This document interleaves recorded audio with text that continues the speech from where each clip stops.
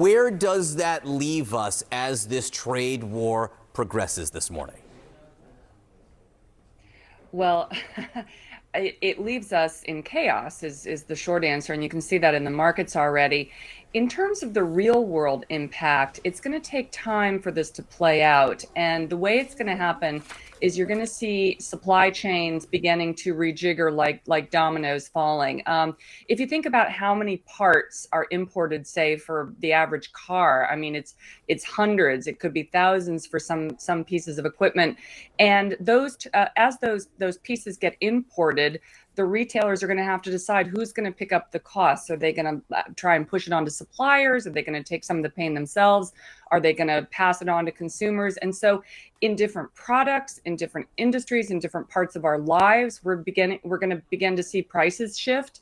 It's interesting. You can see a lot of Americans actually responding to the threat of this by shopping, which Right. it would seem like an oxymoron, but actually it sort of makes sense. People are stocking up. They're thinking, let me go ahead and buy all those toothbrushes. Let me maybe make that car purchase.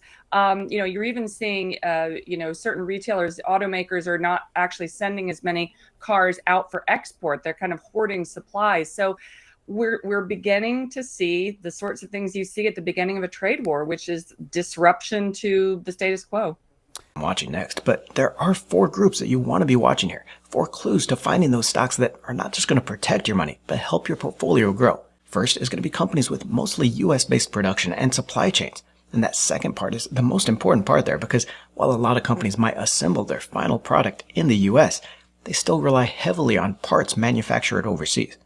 This one's more difficult to analyze than the other 3 groups we'll talk about because you need to dig into the company's supply chain, but a good place to start is going to be with service industries like medical providers and insurance.